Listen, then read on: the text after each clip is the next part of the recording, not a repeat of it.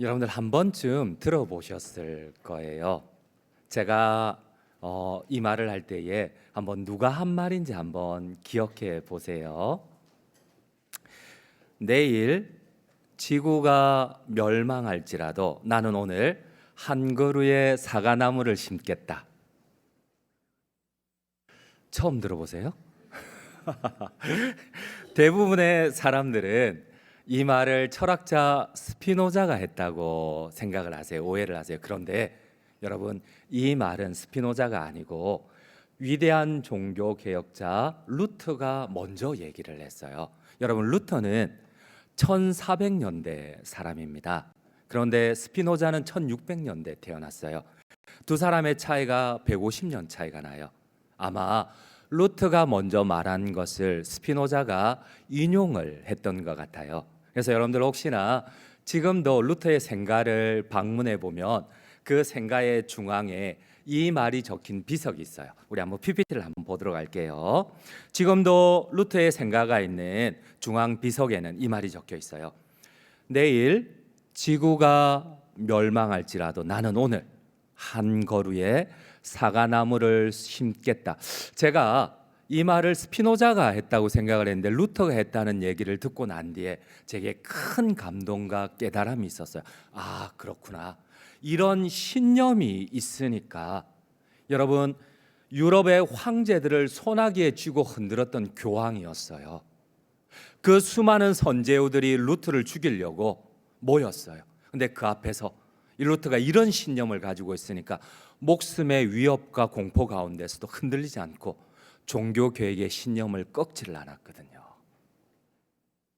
여러분, 제가 한번 여쭈어보겠습니다. 우리 성도님들은 내일 지구가 멸망을 한다면 남은 하루 동안 뭘 하시겠어요? 혹시 사과나무를 심으실 분이 계실까요? 내일 지구가 멸망하더라도 나는 오늘 한 그루의 사과나무를 심겠다. 제가 처음 중고등 시절 이 명언을 들었을 때 이해가 되지 않는 거예요. 미친 소리 아니야? 내일 지구가 멸망하면 바보처럼 누가 사과나무를 심어요? 그 쓸데없는 짓을. 오히려 내가 하고 싶은 걸 해야죠. 학교도 학생들 같으면 학교도 안 가야 되고. 그지? 우리 중고등부 내일 지구가 멸망하는데 왜 학교를 가겠어? 그지? 다들 학교에 갈 모양이세요. 귀한 청년들입니다. 우리 중고등부 자녀들을 위해서 우리 한 박수 한번 격려 박수 한번 할까요? 고맙습니다. 그래요. 여러분, 저는 중고등 시절에 이 격언을 들었을 때에 미친 소리 같았어요. 내일 지구가 멸망하는데 하루밖에 살 수 없는데 누가 사무다가 나무를 심는 그런 어리석은 짓을 하겠어요. 여러분, 내 하고 싶은 것 해야죠. 지금까지 모아놓은 돈도 다 써야죠. 하고 싶은 거 다 해야죠. 내일 어차피 죽을 건데. 근데 여러분, 제가 어느덧 신앙이 생기고 천국 영생에 대한 소망이 생겨지고 난 다음에 이 루터의 고백이 이해가 되는 거예요. 아, 참된 신앙이란 무엇일까? 내일 지구가 멸망을 하더라도 나는 오늘 다른 사람이 어리석게 손가락질 하더라도 한 그루의 사과나무를 심겠다. 여러분들 혹시 다미선교회를 기억하실 거예요. 1990년도 후반에 있었어요. 다미선교회가 한국 전체를 발칵 뒤집어 놓았습니다. 이 시한부 종말론을 주장을 했어요. 1999년에 반드시 지구의 종말이 온다는 겁니다. 수많은 사람들이 종말론의 세뇌가 되어서 학생들은 학생의 신분을 버리고 직장인들은 직장을 버리고 그리고 자영업자들은 생업을 다 포기를 했어요. 심지어 자신의 모든 재산을 교주와 다미선교에 바치는 일들이 일어났어요. 당시 있었던 실화입니다. 철도 공무원이 퇴직금 전부를 헌금을 하고 생업을 간두고 직장을 간두고 두 자녀의 학업을 중단한 채 잠적해 버렸어요. 서울시 마포구 합정동에 살던 30대 주부가 남편을 버리고 중학교 1학년 아들을 데리고 경남 지역으로 선교를 가겠다고 가출을 했어요. 이 외에도 경찰에 확인된 피해만 수백 건에 달합니다. 우리가 다시 오실 주님을 기다리는 종말론적 신앙을 가진다는 것은 이런 삶이 결단코 아니에요. 내일 지구가 종말한다고 여러분 내가 학업을 포기하고 내가 직장을 포기하는 것, 여러분 이거는 신앙이 아닙니다. 여러분, 혹시 내일 지구가 멸망을 한다면 나는 무엇을 하시겠어요? 이는 자신을 위한 종말이지 주님을 위한 신앙이 아닙니다. 참된 종말론적 신앙을 깨달은 루터는 고백을 합니다. 내일 지구가 멸망하더라도 나는 주님을 위해, 사람들이 손가락질 하더라도, 어리석다고 바보같이 하더라도 나는 주님을 향한 책임을 다하겠다. 여러분, 이게 참된 종말론적 신앙입니다. 아멘이세요? 그렇습니다. 여러분, 종말론적 신앙을 가지고 산다는 건 다시 오실 주님을 기다리면서 그 주님의 약속을 확신하는 겁니다. 내가 진실로 다시 오리니 내가 그날에 너희의 행한 대로 내가 심판하고 너희의 행한 대로 내가 보상을 해주겠다. 이 약속을 믿는 사람은, 이 약속을 믿는 그리스도인들은 내일 종말이 오더라도 학생으로서 책임을 집니다. 직장인으로서 책임을 지고, 부모로서 책임을 집니다. 자녀로서 책임을 집니다. 내일 지구의 종말이 온다고 내가 흥청망청, 내가 하고 싶은 것 하는 것, 이거는 신앙이 아니에요. 정말 신앙이 아니에요. 주님께서는 오늘 계시록의 끝을 맺으면서 부탁을 하세요. 아니, 모든 성경의 예언을 종결하시면서 부탁을 하십니다. 내가 반드시 다시 오리라. 내가 다시 와서 너희의 수고한 대로 반드시 내가 상급을 주고 보상을 하리니 날 위해 끝까지 책임을 질 수 있겠니? 여러분, 이것이 오늘 성경의 결론입니다. 모든 성경의 예언을, 모든 계시를 종결하면서 주님이 부탁을 하십니다. 내가 반드시 오리라. 그리고 이 약속을 믿는 너희는 날 위하여 그리스도인의 책임을 질 수 있겠니? 학생으로서, 부모로서, 교육자로서, 장립집사로서, 장로로서, 성도로서 책임을 질 수 있겠니? 주님을 있는 한 책임 있는 삶을 살 수 있겠니? 그러면 내가 다시 와서 너희를 위하여 너의 수고한 대로 내가 반드시 보상하리라. 여러분, 우리 한번 오늘 본문 12절을 함께 읽도록 하겠습니다. 보라, 내가 속히 오리니 내가 줄 상이 내게 있어 각 사람에게 그가 행한 대로 갚아주리라. 그렇습니다.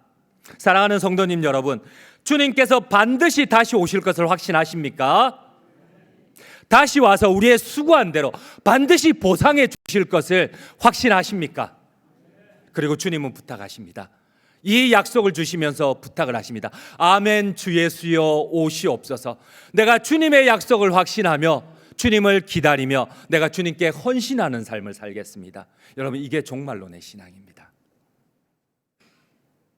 여러분들은 어떤 신앙을 가지고 계십니까? 내일 지구가 멸망한다면 여러분들의 소원이 무엇입니까? 루터는 얘기를 합니다. 내일 지구가 멸망하더라도 사람들이 어리석다고 손가락질하고 바보 같다고 무시할지라도 나는 주님을 위해 마지막까지 한 그루의 사과나무를 심겠다. 이해가 되지 않습니다.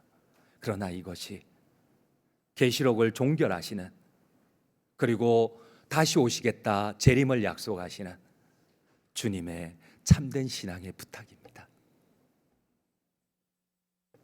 사랑하는 성도님 여러분, 다시 오실 주님, 또 그 위에 누리게 될 천국 영생은 어쩌면 우리에게 너무나 멀어 보입니다.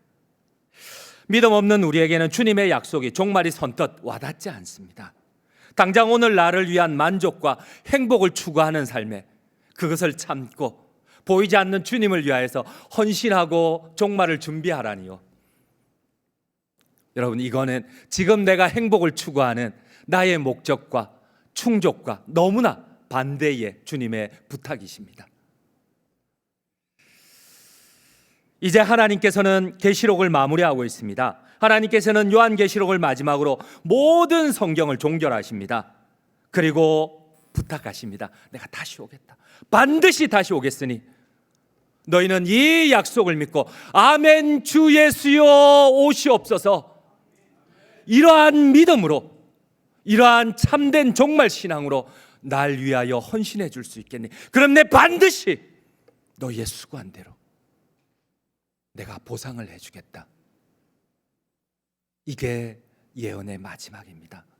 성경의 마지막 약속입니다.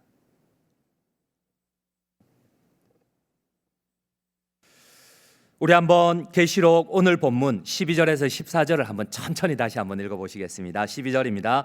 보라, 내가 속히 오리니 내가 줄 상이 내게 있어 각 사람에게 그가 행한 대로 갚아주리라. 나는 알파와 오메가요, 처음과 마지막이요, 시작과 마침이라. 자기 두루마기를 빠는 자들은 복이 있나니 이는 그들이 생명나무에 나아가며 문들을 통하여 성에 들어갈 권세를 받으려 함이로다. 사랑하는 성도님 여러분, 주님의 재림 약속을 믿으십니까? 그렇다면 이 약속을 마음에 품게 된 사람들은 어떻게 그 믿음을 증거해야 됩니까? 여러분, 나는 주님을 믿는다는데 그 믿음에 대한 증거가 무엇입니까? 요한이 오늘 본문을 통해 교훈하는 그리스도인의 참된 신앙이 무엇입니까? 그렇습니다. 주님은 다시 한 번 더 이 마지막 약속을 주시면서 우리에게 부탁을 하십니다. 이 약속을 믿는 자들은 자기 두루마리를 빠는 자가 되어준다는 것을 간곡히 부탁을 합니다. 여러분, 이 말이 어떤 말일까요? 주님은 반드시 다시 오시겠다고 약속을 하십니다. 그리고 우리의 행한 대로 심판하고 우리의 행한 대로, 여러분 혹시 오해하십니까? 우리 그리스도인일지라도 여러분 저 천국에서 하나님의 심판대 앞에 반드시 서야 된다는 것, 혹시 그거 오해하시는 분 없으세요? 여러분, 구원받은 백성도 하나님 앞에 반드시 심판대에 서야 됩니다. 주님은 마지막 재림 약속을 하시면서 우리에게 자기 두루마리를 빠는 자가 되어달라고 부탁을 하십니다. 우리 한번 14절을 함께 읽도록 하겠습니다. 14절입니다. 자기 두루마기를 빠는 자들은 복이 있으니 이는 그들이 생명나무에 나아가며 문들을 통하여 성에 들어갈 권세를 받으려 함이로다. 주님이 오늘 반드시 다시 오시겠다는 약속을 하시면서 우리에게 부탁을 하십니다. 자기가 입은 이 두루마기를 제발 빨아달라고 합니다. 여러분, 요한계시록에는 7가지 축복이 선언이 됩니다. 근데 그 마지막 축복이 오늘 본문에 나옵니다. 바로 오늘 본문에 나오는 이 자기 두루마기를 빠는 자들에게 하나님이 선포하시는 축복입니다. 자기 두루마리를 빠는 자들은 복이 있다. 여러분, 자기 두루마리를 빠는 자들의 의미가 무엇일까요? 이 자기 두루마리를 빤다는 것은 계시록 7장 14절에 처음 등장을 합니다. 첫 번째 복으로 등장을 합니다. 우리 함께 7장 14절을 읽도록 하겠습니다. 내가 말하기를 내 주여 당신이 아시나이다 하니 그가 나에게 이르되 이는 큰 환난에서 나오는 자들인데 어린 양의 피에 그 옷을 씻어 휘게 하였느니라. 그래요. 여러분, 자기 두루마기를 빠는 자들은 예수 그리스도의 보혈을 믿고 믿음으로 영접하여 구원받은 백성을 의미를 합니다. 바로 영적으로 거듭난 자들을 의미를 합니다. 그런데 이 말은 오늘 7가지 축복의 선언의 종결과 함께 동전의 양면과 같은 또 다른 뜻을 주님은 선포를 합니다. 바로 주님이 반드시 다시 오시겠다는 그 약속을 믿고 끝까지 헌신하고 충성하는 자에게 주실 하나님의 상급을 의미를 합니다. 아멘이세요? 여러분, 믿음은 무엇일까요? 나는 믿는다고 하지만 그 믿음을 무엇으로 여러분들은 증거하고 계십니까? 여러분, 그래요. 나는 구원을 위한 믿음에 나의 행위는 전적으로 단 1%도 안 돼요. 아니 0.00001%도 그 구원에 나는 보탤 수가 없어요. 그러나 여러분, 반드시 기억해야 할 것이 있습니다. 또 다른 구원의 양면은 구원받은 자는 이 주님의 약속에 헌신한다는 사실입니다. 아멘이십니까? 나는 믿는다고 하지만 주님의 이 약속을 믿음으로 증거하지 못한다. 여러분, 이게 주님이 말씀하시는 믿음일까요? 내일 지구가 멸망한다고 내가 하고 싶은 것을 하면서 나는 참된 믿음을 가진 사람이다. 과연 주님이 인정하실까요? 여러분, 오늘 자기 두루마기를 빠는 자들, 영적으로 겉없는 자들이지만 오늘 또 성경은 마지막 예언을 종결하면서 이렇게 말씀을 하십니다. 이 주님의 약속을 믿고 주님을 위하여서 충성되이 헌신하는 자, 그들이 자기 두루마기를 빠는 자들이라고 합니다. 여러분, 로마의 제국 아래에서 딱 3번을 그리스도인들에게 묻습니다. 너 그리스도인인가? 너 그리스도인인가? 여러분, 그리스도인들이 침묵합니다. 한마디만 하면 됩니다. 나인, 아니요. 그러나 이 한마디를 하지 않으면 그들은 산채로 끌려가 굶주린 사자에게 산채로 뜯겨집니다. 대꼬챙이에 꽂혀져서 화형을 당합니다. 여러분, 그 순간 바로 목이 잘립니다. 자기 두루마기를 어린 양의 피로 빠는 자들, 예수 그리스도를 영접하여 끝까지 그 주님의 재림의 약속을 믿고 천국 영생을 소망하며 여러분 끝까지 충성되이 순종하는 자, 그들이 자기 두루마기를 빠는 자들입니다. 참된 믿음을 가진 자들입니다. 그래서 오늘 주님은 다시 한번 약속을 하십니다. 우리 계시록 2장 7절을 한번 읽도록 하겠습니다. 2장 7절입니다. 귀 있는 자는 성령이 교회들에게 하시는 말씀을 들을지어다. 이기는 그에게는 내가 하나님의 낙원에 있는 생명나무의 열매를 주어 먹게 하리라. 그렇습니다. 요한계시록의 끝에 등장하는 이 주님의 부탁과 보상의 약속은 의미심장합니다. 만약 우리가 예수님을 믿는다 하면서도 여러분, 내가 그 약속을 바라보며 주님의 재림을 바라보며 오늘 주님을 위하여서 헌신하지 않는 것, 오늘 주님을 위하여서 충성되지 않는 것, 여러분, 그런 믿음은 거짓된 믿음입니다. 내가 믿음으로 주님의 구원을 받았다고 하지만 오늘 주님은 이 두루마기를 빠는 자들의 동전의 양면을 얘기하십니다. 그들은 믿음으로 주님을 영접하여 구원을 받았지만 그 주님의 약속을 바라보며 헌신하며 충성하는 자라고 합니다. 근데 나는 오늘 믿음의 구원은 확신을 하면서 그러나 주님을 위하여서 작은 것 하나도 내가 그분을 위하여 충성할 수 없다. 주님은 어쩌면 우리에게 묻고 계십니다. 너는 내일 지구가 멸망한다고 하면 진짜 날 위하여 어리석을 정도로 비난을 당하지만 한 그루의 사과나무를 심을 수 있겠느냐? 우리가 마라나타, 아멘 주 예수여 오시옵소서 고백하지만 우리가 돌아봐야 할 참된 믿음은 여러분 바로 이 약속을 믿고 천국 영생, 바로 주님의 상급을 준비하는 믿음입니다. 신앙생활은 주님의 약속을 믿고 재림하실 주님을, 그 약속을 기다리며 충성하는 삶입니다. 이것이 종말론적 신앙생활입니다. 루터는 얘기합니다. 유럽의 왕들을, 황제들을 소나기에 두었던 그 교황의 그 죽음의 위협 앞에서도 그가 종교 계획을 끝까지 단행할 수 있었던 것은 흔들리지 않는 재림신앙 때문에 그렇습니다. 여러분, 나는 믿음을 무엇이라고 생각을 하십니까? 계시록의 마지막 부분은 우리에게 주님의 부탁으로 끝납니다. 내가 진실로 속히 오리니 이 약속을 믿는 너희는 날 위하여 너희의 마음을 줄 수 있겠니? 내가 반드시 너희의 수고한 대로 내가 상급으로 보상해 줄 건데 이 약속을 믿고 날 위해 충성해 줄 수 있겠니? 여러분, 모든 성경의 신학의 완성입니다. 그러나 우리는 이것을 받아들이기를 싫어합니다. 왜냐하면 우리는 믿음으로 구원받는 것은 좋아하는데 그 주님의 약속을 확신하며 그 주님의 부탁을 순종하기는 우리는 싫어합니다. 계시록의 마지막 부분, 우리가 어떻게 살아야 하는가에 대해 주님은 우리에게 부탁을 제시하십니다. 우리의 행위가 구원의 근거는 절대 될 수 없지만 구원받은 자의 증거가 됩니다. 무엇보다 주님을 위해 받는 고난은 오히려 우리가 그리스도로 말미암아 구원받았다는 증거입니다. 주님은 마지막 성경의 끝을 맺습니다. 모든 계시를 종결합니다. 그리고 부탁하십니다. 이 약속을 진실되게 믿느냐? 이 약속을 진실하게 믿느냐? 그러면 날 위하여 충성해 줄 수 있겠니? 내가 반드시 너희의 수고한 대로 내가 보상해 줄 건데, 상급을 줄 건데 날 위하여 이 약속을 믿고 헌신해 줄 수 있겠니? 우리 한번 성경을 보도록 하겠습니다. 계시록 20장 13절입니다. 함께 읽겠습니다. 바다가 그 가운데서 죽은 자들을 내주고 또 사망과 음부도 그 가운데서 죽은 자들을 내주매 각 사람이 자기의 행위대로 심판을 받고, 뿐만 아니라 예수님은 반드시 내가 다시 와서 심판하고 내가 다시 와서 그 심판한 대로 보상을 해주겠다고 하십니다. 우리 오늘 본문 22절도 함께 읽도록 하겠습니다. 22절입니다.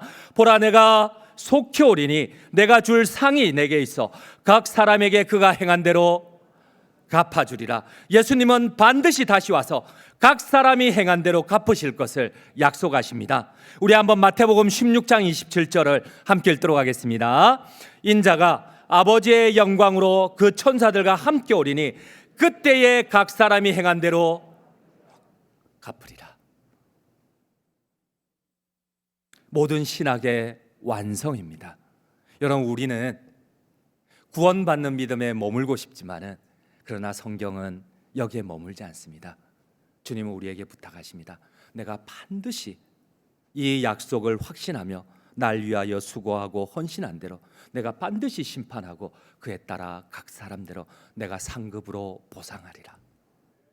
이를 믿고 날 위해 헌신해 줄 수 있겠니? 여러분, 한번 PPT 두 번째를 보실게요. 소치 동계올림픽에서 이상하 선수가 우리나라 선수 중에 첫 금메달을 땄어요. 많은 사람들이 환호하며 기뻐했어요. 이상하 선수를 보면서 저때 제가 묵상했던 게 이거였어요. 야, 그렇구나. 참된 종말 신앙이란 이와 같겠구나. 이상하 선수는 지난 4년 동안 오직 한 가지 목표만이 있었어요. 소치 올림픽에서 금메달을 따는 모습만, 그는 잘 때도 밥 먹을 때도 그는 운동할 때도 항상 자기가 금메달을 따는 것만 상상을 했대요. 그래서인지 얼마나 연습에 몰두했든지 여러분, 이상하 선수의 허벅지 굵기가 여러분들이 아시는 탤런트 아이유의 허리 굵기하고 같았다고 해요. 여러분, 처녀가 한참 자신을 꾸밀 처녀가 외출을 하는데 사람들이 손가락질을 해요. 비난을 해요. 야, 저 여자 허벅지 봐라. 웬만한 여자들의 허리 굵기니까, 허벅지 굵기가. 근데 자기는 흔들렸지 않았다고 해요. 절대 흔들리지 않고 오직 자기가 받을 이 금메달만 상상을 했다고 해요. 이 금메달만 목표로 했다고 해요. 근데 그가 결국은 금메달을 땄어요. 자기의 목표를 위하여서 그것만 바라보며 어떤 비난에도, 어떤 손가락질에도, 어떤 오해에도 흔들리지 않았다고 해요. 여러분, 나는 이 주님의 약속 앞에서 어떻게 이 참된 믿음을 보여주고 계십니까? 남들이 손가락질 한다고, 조금 오해를 한다고, 여러분들은 어떻게 주님 앞에 여러분들의 참된 신앙을 보여주고 계십니까? 우리 한번 PPT 세 번째를 한번 보여주시겠어요? 2013년도에 이병규 선수가 39의 나이에, 여러분, 프로야구 선수로 따지면은 환갑이 훨씬 지난 나이입니다. 40이 가까운 나이에 현역 선수로는 최고령 타격왕이 되었어요. 이 선수의 엄청난 기록도 대단하지만 이 골든 글러브를 수상하고 나서 인터뷰한 내용이 계속 제 마음에 남는 거예요. 아, 그렇구나. 종말 신앙이란 무엇일까? 참된 믿음이란 무엇일까? 우리는 믿는다고 천국 영생의 보상만 약속을, 거기에만 집중을 하지만 참된 믿음이란 무엇일까? 이 주님의 마지막 부탁, 내가 반드시 다시 와서 너희의 수고한 대로 내가 상급으로 보상할 텐데 나를 위하여서 너희가 조금만 어리석더라도 이 사과나무를 심어줄 수 있겠니? 나를 위한 책임을 질 수 있겠니? 나를 위하여 희생해 줄 수 있겠니? 여러분, 그가 이 골든 글로브를 수상을 하면서 인터뷰를 했어요. 이런 말을 했어요. 이런 고백을 했어요. 여러분, 그는 이 39의 나이에, 이 야구 선수로는 환갑이 넘은 나이에 이 그 빨리 오는 공을 어떻게든 쳐내려고 그는 TV도 안 봤다고 해요. 여러분, 그는 스마트폰도 안 봤다고 해요. 우리가 생각하면 야, 미친 건 아니야. 어떻게 스마트폰을 안 볼 수가 있어? 그러나 그는 그렇게 했어요. 선수로서는, 현역 선수로서는 환갑이 지난 나이에 그 보상, 그 금메달을 바라보며, 그 골든 글러브를 바라보며 희생을 하는 거예요. 헌신을 하는 거예요. TV를 끊어버리는 거예요. 스마트폰을 끊어버리는 거예요. 그 공을 보기 위해서. 여러분, 주님이 약속을 하십니다. 내가 반드시 와서 너희의 수고한 대로 보상을 해주겠다. 날 위하여 너희는 무엇을 해주겠니? 근데 이 주님의 부탁에 어쩌면 우리는 아무 관심이 없는지도 모릅니다. 그래서 주님은 모든 성경을 결론을 맺으면서 내가 다시 오겠다고 하십니다. 내가 반드시 다시 오겠다. 그리고 수고한 대로 보상해 주겠다. 아멘. 주 예수의 오시옵소서. 이 약속의 말씀을 확신하며 날 위하여 준비하지 않겠니? 날 위하여 보상을 준비하지 않겠니? 여러분, 이것이 성경의 결론입니다. 모든 신학의 완성입니다. 우리 한번 오늘 본문의 마지막 결론 22장 20절을 함께 읽도록 하겠습니다. 이것들을 증언하시니가 이르시되 내가 진실로 속히 오리라 하시거늘 아멘. 주 예수여 오시옵소서. 여러분, 결론을 맺도록 하겠습니다. 누가복음 2장에 주님의 초림을 기다리는 두 사람을 성경은 소개를 합니다. 우리는 주님의 재림을 기다리지만은 성경 누가복음 2장은 주님의 초림을 기다리는 두 사람을 기록을 합니다. 우리 함께 읽도록 하겠습니다. 누가복음 2장 36절 37절입니다. 또 아셀 지파 바누엘의 딸 안나라 하는 선지자가 있어 나이가 매우 많았더라. 그가 결혼한 후 7해 동안 남편과 함께 살다가 과부가 되고 84세가 되었더라. 이 사람이 성전을 떠나지 아니하고 주야로 금식하며 기도함으로 섬기더니, 여러분, 하나님의 시선이 집중되는 사람이 어떤 사람일까요? 여러분, 주님의 초림을 기다리는 한 여자에게 집중이 되는데 그 여자의 배경을 성경은 이렇게 기록을 합니다. 결혼하고 7년 만에 남편을 여의고 60년이 넘는 시간 동안 외롭고 고독고 성전에서 금식하며 제대로 먹지도 못하며 기도하고 있는 한 여인이 있더라. 여러분, 그런데 이 여인에게 성경이 집중을 해요. 여러분, 우리가 보면 얼마나 어리석은 삶이에요. 얼마나 불쌍한 삶이에요. 7년 만에 남편을 여의고 60년이 넘는 시간 동안 제대로 먹지도 못하고 제대로 벌지도 못하고 어쩔 수 없이 금식을 하기도 하고 기도하고 아침 저녁으로 기도하는 여인, 얼마나 고독하고 쓸쓸하겠어요. 그러나 하나님의 관심이 이 여인에게 있어요. 하나님의 시선이 이 여인에게 있어요. 하나님이 이 여인에게 집중하며 스포트라이트를 확 터뜨립니다. 이 여인을 보느냐? 주님의 초림을 준비하는, 주님의 마음을 사로잡은 이 여인을 보느냐? 여러분, 내일 지구가 멸망한다면 나는 오늘 하루 남은 시간 동안 무엇을 하겠어요? 나는 그리스도인입니까? 나는 그리스도인입니까? 그러므로 우리가 진실로 속히 오리라는 주님의 약속에 아멘 주 예수의 오시옵소서 화답하며 충성과 헌신으로 하나님의 축복과 상급을 준비하시는 우리 모든 성도님들 되시기를 간절히 주님의 이름으로 축원드립니다.